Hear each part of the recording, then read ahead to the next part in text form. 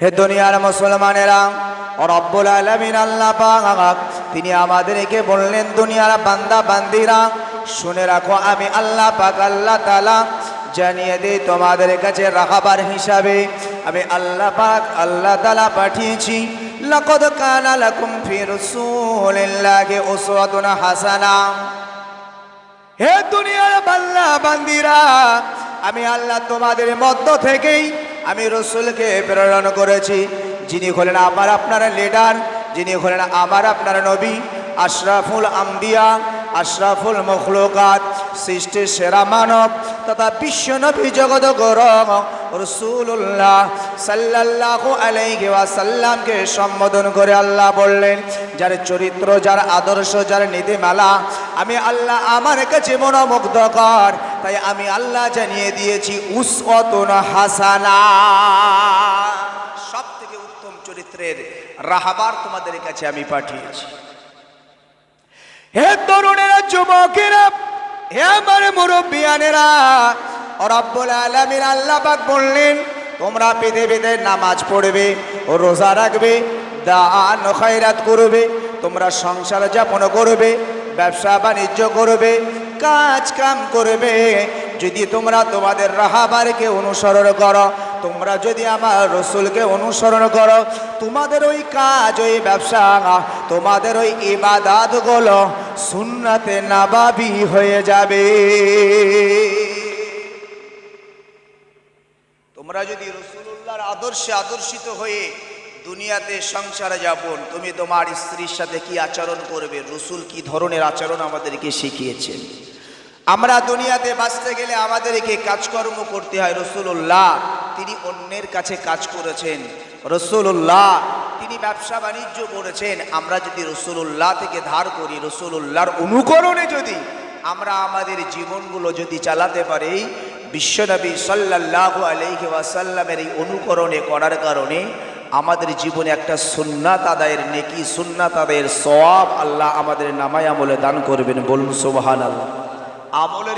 আমলের যে সওয়াব, আপনি নামাজ পড়লেন, আপনার ইচ্ছা মতো নয়, নবিয়ানা নামাজ যদি আপনি পড়তে পারেন, রাসূলুল্লাহ যেভাবে আমাদেরকে শিখিয়েছেন, আপনি নামাজের সওয়াবও পাবেন, সেই সাথে সাথে একটি সুন্নাত আদায় করার নেকিও সওয়াবও আপনি পেয়ে যাবেন।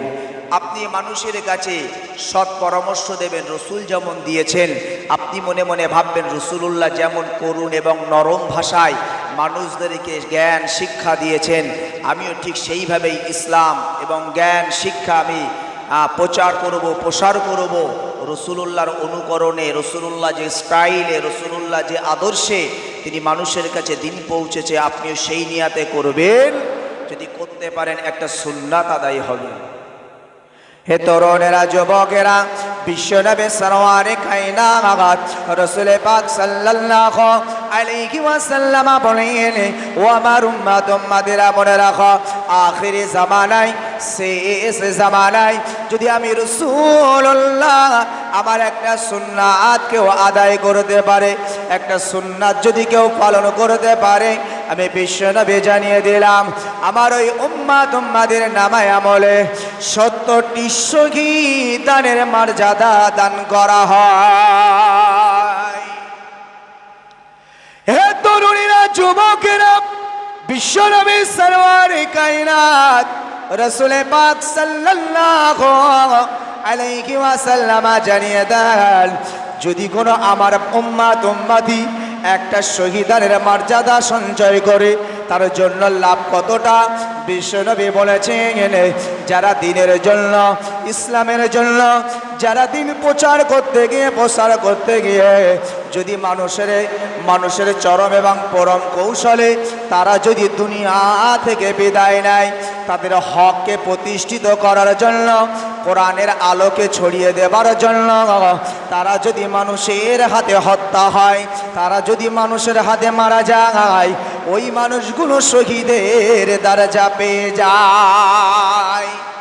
এখন ইসরায়েল আর ফিলিস্তিন যুদ্ধ হচ্ছে। ভাই আমার, দোস্ত আমার, ইসরায়েলের জমিনে বাইতুল মুকাদ্দাস বলে একটা মসজিদ আছে, যে মসজিদটা হলো ইসলাম এবং রাসূলুল্লাহর সাথে সম্পর্ক। এই মসজিদটা কিন্তু রাসূলুল্লাহর সাথে চরম এবং পরমভাবে সম্পর্ক জড়িয়ে রয়েছে। আমরা নামাজ পড়ি, নামাজ পেলাম, রাসূলুল্লাহ মেরাজে গিয়েছিলেন। আমার অল্প সময়, আমি জন্য কেটে কেটে একটু বলছি বেশি কথা বলার জন্য। রাসূলুল্লাহ মেরাজে গিয়েছিলেন। এই মেরাজে যাবার সময় তিনি যে জমিন থেকে ঊর্ধ্বগামী হয়েছিলেন, উপরের দিকে উঠেছিলেন, তার শুরু যেটা ছিল সেটা হলো এই বাইতুল মুকাদ্দাস। একবার জোরে বলুন সুবহানাল্লাহ। রাসূলুল্লাহ কিন্তু মক্কা থেকে উম্মে হানির ঘর থেকে মেরাজের কার্যকলাপ শুরু হয়েছিল, সেখান থেকেই বোরাকে চড়ে তিনি উপরে ওঠেননি, আল্লাহর আরশে আজিমে যাননি। তিনি জমিন থেকে আল্লাহ পাকের কুদরতে ওই বুরাকের উপরে বহন করে এক মুহূর্তে উম্মে হানির ঘর থেকে স্টেপ বাই স্টেপ বাইতুল মুকাদ্দাসে আসলেন। বাইতুল মুকাদ্দাসে আমার আপনার নবী, সমস্ত নবী রাসূলের উম্মাতদেরকে আল্লাহ ওই দিন বাইতুল মুকাদ্দাসে একত্রিত করেছিলেন রাসূলুল্লাহর জামানায়। রাসূলুল্লাহকে ইক্তেদায়, রাসূলুল্লাহর ইক্তেদায়, রাসূলুল্লাহর ইমামতিতে সবাই নামাজ পড়েছিলেন, রাসূলুল্লাহ ইমামতি করেছিলেন ওই বাইতুল মুকাদ্দাসে। একবার জোরে বলুন সুবহানাল্লাহ। বাইতুল মুকাদ্দাস মুসলমানদের কাছে একটা ইতিহাস, মুসলমানদের ইসলামের সাথে একটা বিজড়িত বিষয়। সেহেতু এই বাইতুল মুকাদ্দাস হলো মুসলমানদের, বাইতুল মুকাদ্দাস হলো মুসলমানদের। মহান আল্লাহ পাকের নবী সাল্লাল্লাহু আলাইহি ওয়াসাল্লাম তিনি জীবদ্দশায় বেঁচে থাকতে বাইতুল মুকাদ্দাস তিনি কিন্তু তার জিম্মায় আনতে পারেননি, কিন্তু রাসূলুল্লাহ সাল্লাল্লাহু আলাইহি ওয়াসাল্লাম এই বাইতুল মুকাদ্দাসকে পাওয়ার জন্য তিনি যুদ্ধ ঘোষণা করেছিলেন। তিনি ইন্তেকাল বরণ করার পরে হযরত আবু বকর সিদ্দিক রাদিয়াল্লাহু তাআলা আনহু স্টার্টিং ধরেছিলেন। আবু বকর হুজুর তিনিও তার বয়স প্রাপ্ত হয়ে যাবার পরে তিনিও যখন ইন্তেকাল করেন, তিনিও ইন্তেকালের আগ মুহূর্ত পর্যন্ত এই বাইতুল মুকাদ্দাস মুসলমানদের বিজয়ে আনতে পারেনি। তিনি ইসলামের এই বাইতুল মুকাদ্দাসকে হেফাজত করতে পারেননি। হযরত উমরের জামানায় এই বাইতুল মুকাদ্দাস মুসলমানরা বিজয়ী করেছিলেন। একবার জোরে বলুন সুবহানাল্লাহ। রাসূলুল্লাহর জামানায় নয়, হযরত আবু বকরের জামানায় নয়, হযরত উমরে ফারুকের জামানায়। হযরত উমরে ফারুক বিছানায় শুয়ে আছেন। উমরে ফারুক হুজুর স্বপ্নে দেখছেন রাসূলুল্লাহ সাল্লাল্লাহু আলাইহি ওয়াসাল্লাম তিনি বলছেন, উমর তুমি এখনো বিছানায় ঘুমিয়ে আছো, আমার বাইতুল মুকাদ্দাস তো এখনো বিজয় হয়নি, মুসলমানদের সম্পদ মুসলমানদের হাতে আসেনি, উমর তুমি ঘুমিয়ে আছো। উমরে ফারুক এই স্বপ্ন ভাঙার সাথে সাথে, কারণ রাসূলুল্লাহর স্বপ্ন হলো হক স্বপ্ন, সত্য স্বপ্ন, বিশ্বনবীর স্বপ্ন ইবলিস শয়তান দেখাতে পারে না, রাসূলুল্লাহ নিজে বলেছেন। হে দুনিয়ার মুসলমানেরা শুনে রাখো, আমি রাসূলুল্লাহ জানিয়ে দিলাম পৃথিবীর জমিনে যদি আমার কোনো উম্মাত উম্মতি আমি রাসূল পাক সাল্লাল্লাহু আলাইহি ওয়াসাল্লাম যদি আমাকে কেউ স্বপ্নে দেখতে পায়, হক ওই মানুষটা আমি রাসূলুল্লাহ আমাকেই দেখেছেন। একবার জোরে বলুন। খলিফা উমর ফারুক বিছানা ছেড়ে দিলেন, সাহাবীদেরকে ডাক দিলেন, ও রাসূলুল্লাহ সাহাবীরা আর আমরা চুপ নয়, বিশ্বনবী আমাকে অর্ডার করেছেন, বিশ্বনবী আমাকে আদেশ করেছেন, ইয়া রাসূলুল্লাহ সাহাবীরা তাড়াতাড়ি বাইতুল মুকাদ্দাসকে বিজয়ের জন্য প্রস্তুতি নাও। হযরত ওমর ফারুক রাদিয়াল্লাহু তাআলা আনহু হুজুর বিশ্বনবীর 10,000 সাহাবীকে একত্রিত করে এই বাইতুল মুকাদ্দাসের বিজয়ের জন্য তিনি যুদ্ধ ঘোষণা করলেন। ভাই আমার দোস্ত আমার, একটা সময় হলো খুব সহজেই এই বাইতুল মুকাদ্দাস মুসলমানরা হযরত ওমর ফারুক রাদিয়াল্লাহু তাআলা আনহু তিনার খলিফাতের আমলে এমনি করে এই বাইতুল মুকাদ্দাস বিজয় করেছিলেন। সেই বাইতুল মুকাদ্দাস আজও ইসরায়েলকে আমি গালি দিই না, ইসরায়েল একটা নবীর নাম। ইসরায়েল যে দেশ, ও দেশটা একটা নবীর নামে দেশ।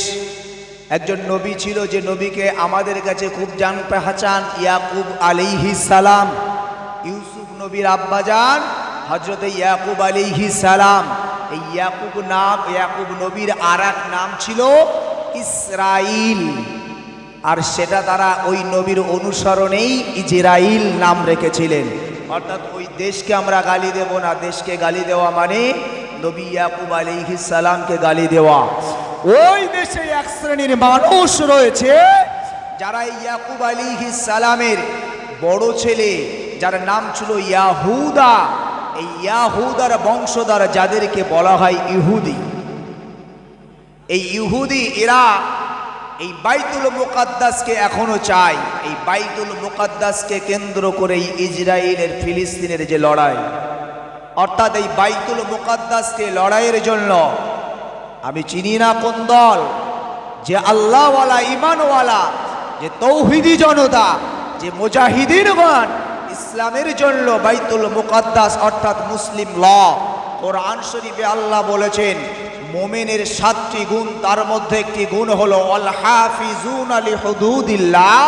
মুমিনদের কাজ হলো মুসলিম ল, পার্সোনাল ল, মসজিদ, মাদ্রাসা, টুপি, দাড়ি, জামা, কোরআন, নবীর হাদিস, এগুলো হলো মুসলিম ল। মুসলমান অর্থাৎ মুমিনদের কাজ হলো এই মুসলিম এই লকে রক্ষণাবেক্ষণা করবে। আমরা দেখেছি আমাদের দেশে একটা সময় আপনার নবীর উপরে কটূক্তি হয়েছে। আম্মা জান আয়েশা সিদ্দিকা রাদিয়াল্লাহু তাআলা আনহার নামে কটূক্তি হয়েছে।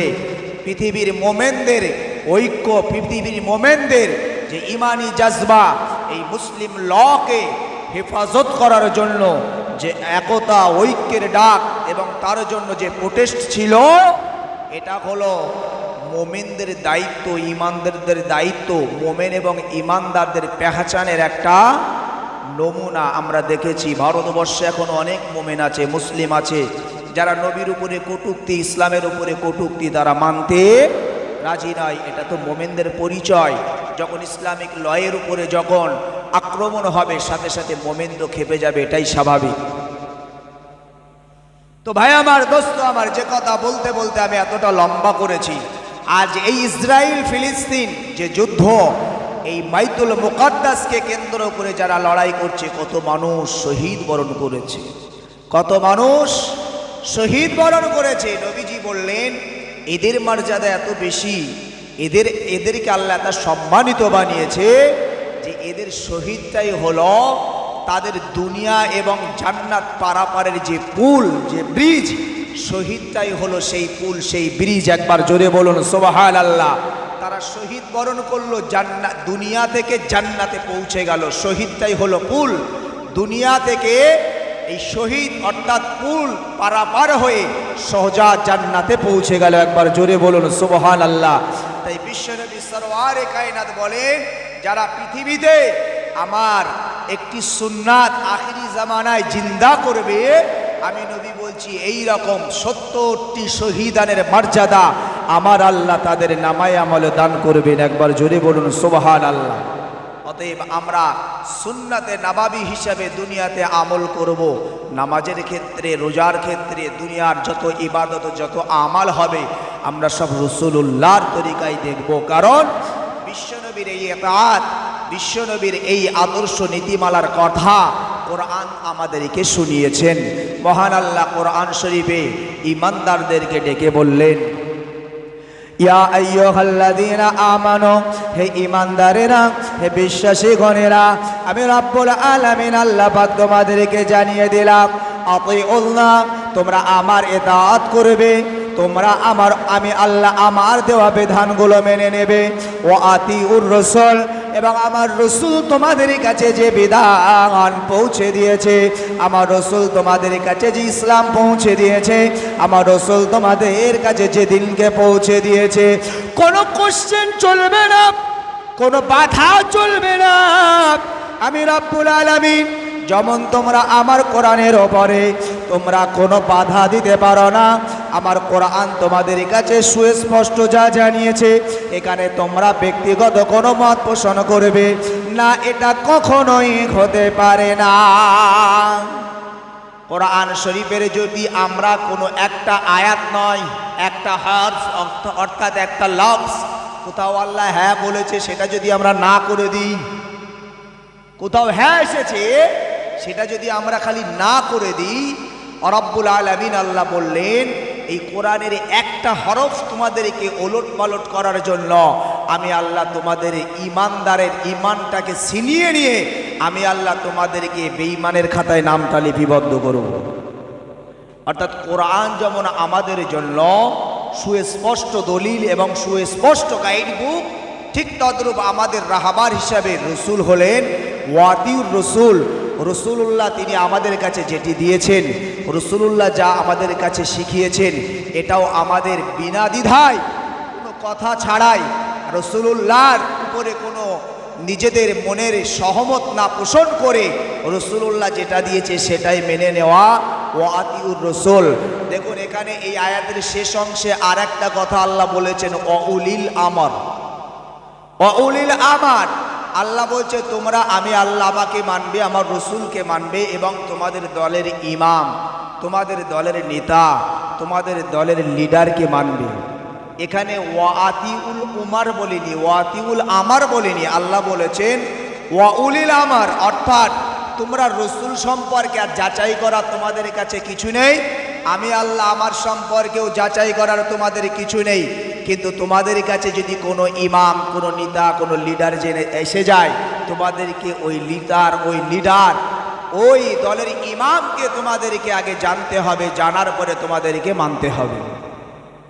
হে তরুণ যুবকেরা, হে আমার মুরব্বিয়ানেরা, মনে করুন আপনার গ্রামের ইমাম সাহেব, এই ইমাম সাহেব তিনি যদি আপনার উপরে আদেশ করে, আপনার উপরে যদি কোনো উপদেশ দেয়, হে তরুণেরা, যুবকেরা, হে আমার মুরব্বিয়ানেরা, রব্বুল আলামিনের কোরআনের বিধান হলো তোমরা আগে অউলিল আমার, অবশ্যই অবশ্যই হে আমার উম্মাত উম্মাতিরা, হে আমার বান্দা বান্দিরা, আমি রব তোমাদেরকে বলবো আগে তোমরা তোমাদের ইমামকে যাচাই করো, তোমরা তোমাদের ইমামকে বাছাই করো। ইমাম তিনি আল্লাহওয়ালা কিনা, ইমাম তিনি ইমানদার কিনা, তোমাদের ইমাম তিনি হকপন্থী কিনা। এই ইমামের দ্বারাই ইসলামী বিদ্বেষী কোনো কার্যকলাপ হয় কিনা। যদি দেখো না ইমাম তোমাদের স্বচ্ছ, ইমাম হলেন আল্লাহওয়ালা, ইমাম হলেন ইমানদার, অবশ্যই আমি রব তোমাদেরকে বলবো ওই ইমামকেও মানা হলো ফরজে আইন। বিনা দ্বিধায় যদি ইমাম তোমাদের স্বচ্ছ হয়, ইমাম যদি আল্লাহওয়ালা হয়, ইমাম যদি মোমেন হয়, ইমাম যদি ইমানদার হয়, অবশ্যই তোমাদেরকে ওই ইমামকে মানাও জরুরি। তাহলে আমরা এখানে পয়েন্ট পেলাম তিনটা। একটা হলো আল্লাহ পাকের ইতাআত, আল্লাহ যা আমাদেরকে সুস্পষ্ট বলেছেন সেগুলি আমাদেরকে মান্যতা দেওয়া। দ্বিতীয়ত ওয়াতিউর রসুল, তিনি আমাদেরকে রাহাবার হিসেবে আমাদেরকে যা দিয়ে গেলেন সেগুলো আমাদেরকে মেনে নেওয়া। তৃতীয়ত হলো ওয়াউলিল আমার, অর্থাৎ যেমন আমাদের কাছে নির্দ্বিধায় সুস্পষ্ট ওয়াউলিল আমার হলেন হযরতে মুজাদ্দিদুজ্জামান কুতুবুল আলাম আমির শরিয়াত আলা হযরত দাদা হুজুর পীর কেবলা রাহমাতুল্লাহ আলাইহি, তিনি হলেন আমাদের ইমাম, তিনি হলেন আমাদের দলের নেতা, তিনি হলেন আমাদের ওয়াউলিল আমার দাদা পীর সাহেব রাহমাতুল্লাহ আলাইহি। তানার মত, তানার পথ, তানার আদর্শ নীতিমালাও আমাদের মানা হলো ফরজে আইন, এটা হলো কোরআনের বিধান। তিনি আমাদের ইমাম হিসেবে মানতে, তার পিছনে আমরা পাইনি শরিয়াত বিরোধী কোনো কাজ, ইসলাম বিদ্বেষী কোনো কাজ, না পাইনি আমরা কোনো কোরআন বিরোধী কাজ, না পাইনি নবীজির আদর্শ নীতিমালার অবাধ্য চলা কোনো ব্যক্তিত্ব। সেহেতু তিনি হলেন আমাদের ইমাম। পৃথিবীতে সব ইমাম, সব নেতাকে মানা ফরজে আইন নয়। এখানে আমরা যদি খালি একটু এই আয়াতের এই তরজামাটা না ভেঙে খালি বলি ওয়াউলিল আমরি মিনকুম, তোমাদের দলের ইমাম, তোমাদের দলের নেতাকে মানা হলো ফরজে আইন। দলের নেতা হিসাবে আপনি গ্রামের লিডারকে ধরতে পারেন, আপনি গ্রামের নেতা হিসাবে মসজিদের ইমামকে ধরতে পারেন। যদি তাদের পিছন লিক থাকে তাহলে ওই ইমামকে মানাও কি ফরজে আইন? না, ইসলাম তা বলেনি, কোরআন তা বলেনি। আগে তাকে আমাদেরকে যাচাই করতে হবে, বাছাই করতে হবে। ভাই আমার, দোস্ত আমার, আমরা প্রতিটা মানুষ হলাম আল্লাহর বান্দা, আল্লাহর গোলাম। সেই আল্লাহকে পেতে গেলে আমাদেরকে যে মতগুলি নিতে হবে সেটা কোরআন দ্বারা আমাদেরকে সুস্পষ্ট হতে হবে। যে মহান আল্লাহ পাক হয় রসুল দ্বারা, অর্থাৎ রসুল যেগুলি করেছেন সেগুলি আমাদেরকে মান্যতা দেওয়া। অপরদিকে মহান আল্লাহর বিধানগুলি মেনে নেওয়া। রাসূলুল্লাহ আমাদেরকে আরও একটি সুন্দর পন্থায় আর একটা রাস্তা তিনি খুলে গেছেন। হে তরুণেরা, যুবকেরা, বিশ্বনবী সরওয়ারে কায়নাত রাসূল পাক সাল্লাল্লাহু আলাইহি ওয়াসাল্লাম তিনি বললেন, ও আমার উম্মত উম্মতিরা, পৃথিবীর জমিন থেকে আমি একদিন চলে যাব, তবে আমি রাসূলুল্লাহ জানিয়ে দিলাম আমার পরেও আর একটা দল আর একটি শ্রেণী যারা থাকবে, তোমরা যদি তাদেরকে অনুসরণ করো, তাদেরকে যদি অনুকরণ করো, ও আমার উম্মত উম্মতিরা, আমি স্বয়ং রাসূলুল্লাহ আমার অনুকরণ করা হবে। তারা হলো, রাসূলুল্লাহ বললেন, আসহাবিকান নজম, তারা হলো আকাশের এক একটা উজ্জ্বল নক্ষত্রের নাই, তারা অন্য কেউ নাই। ও আমার উম্মত উম্মতিরা, তোমরা যদি কেউ আমার কোনো সাহাবীদেরকে অনুসরণ করো, আমার কোনো সাহাবীদেরকে মান্যতা দাও, আমি রাসূলুল্লাহ জানিয়ে দিলাম সাহাবীদেরকে মানা মানে আমি রাসূলুল্লাহ আমাকে মানা। কারণ বিশ্বনবীর এক একজন সাহাবী তারা রাসূলুল্লাহ থেকে ইসলাম, কোরআন, দ্বীন সরাসরি পেয়েছেন এবং যতটুকু পেয়েছেন ততটুকুই তারা মান্যতা দিয়েছেন। একবার জোরে বলুন। তারা এত জ্ঞান পিপাসিত ছিল, তারা এত কোরআন পিপাসিত ছিল, তারা এত এলেম চর্চা ব্যক্তিত্ব ছিল। বিশ্বনবী সরওয়ারে কায়নাত একদিন তিনি নবীজি সাহাবীদেরকে ডেকে বললেন, সাহাবীরা, আমার উপর একটা কোরআনে কারিমের আয়াত নাজিল হয়েছে, তোমরা শুনবে? সাহাবীরা বললেন, জি হুজুর, আমরা তো শোনার জন্যই উন্মুক্ত হয়ে থাকি, আপনি বললেই আমরা শুনবো। ইয়া রাসূলুল্লাহ, ইয়া হাবিবাল্লাহ, হুজুর আপনি বলুন কি কোরআনের আয়াত নাজিল হয়েছে, কি কোরআনের আবার নতুন বিধান নাজিল হয়েছে, আমরা জানতে চাই এবং সেগুলিকে আমরা মান্যতাও দিতে চাই। বিশ্বনবী সরওয়ারে কায়নাত রাসূল পাক সাল্লাল্লাহু আলাইহি ওয়াসাল্লাম সাহাবীদেরকে ডেকে বললেন, ও আমার সাহাবীরা শোনো, আমি বিশ্বনবী আমার উপরে এইমাত্র কোরআনে কারিমের আয়াত নাজিল হয়েছে, কুল্লু নাফসিন যায়িকাতুল মাউত। হে তরুণেরা, যুবকেরা, হে আমার মুরব্বিয়ানেরা, যদিও আরবের মানুষ, তারা আরবি ভাষাভাষী মানুষ ছিল, যখন আরবি কথাগুলি বিশ্বনবী বলতে লেগেছেন, সাথে সাথে সাহাবীরা বুঝতে পেরেছেন রাসূলুল্লাহর উপরে যে আয়াত নাজিল হয়েছে, মহান আল্লাহ পাক আল্লাহ তাআলা তিনি আমাদেরকে লক্ষ্য করে বলেছেন, ও দুনিয়ার বান্দা বান্দিরা, আমি তোমাদের রব, আমি তোমাদের খালিক, আমি তোমাদের মালিক। আল্লাহ জানিয়ে দিলাম প্রতিটা মানুষের একদিন না একদিন মৃত্যুর স্বাদ গ্রহণ করতে হবে। কুল্লু নাফসিন যায়িকাতুল মাউত। নবী আপনি যা বলে দিন, প্রতিটা নফসের একদিন না একদিন মৃত্যুর স্বাদ গ্রহণ করতে হবে। সাহাবীদের বুঝতে অসুবিধা হয়নি, যেহেতু তারা আরবি ভাষাভাষী মানুষ ছিলেন। নবীজি বলেছেন আর সাহাবীরা কাঁদছেন। দেখুন পার্থক্য আমাদের সাথে, জীবনের সাথে একটু মিলান। কেন সাহাবীদেরকে নবীজি আসহাবিকান নুজুম এবং রাসূলুল্লাহ সাহাবীদের সম্পর্কে বলেছেন, এই সাহাবীদেরকে যদি তোমরা কেউ অনুকরণ করো, আমি রাসূলুল্লাহ আমার অনুকরণ করা হবে। কারণ আমি রাসূলুল্লাহ আমার কাছে এসেছে আর আমি সাহাবীদের কাছে পৌঁছেছি, আর সাহাবীরা শুনেছে, আমল দিয়ে বাস্তবায়ন করেছে। একবার জোরে বলুন সুবহানাল্লাহ।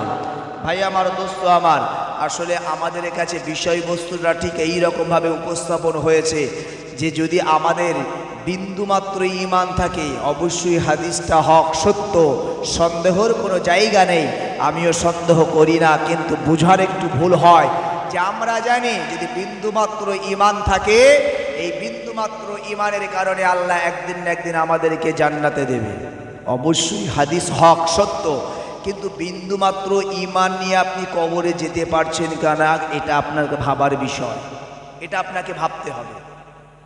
আমরা তো জানি এই রকম ঠিক যে ঈমান মানে খালি আল্লাহর উপরে বিশ্বাস করা।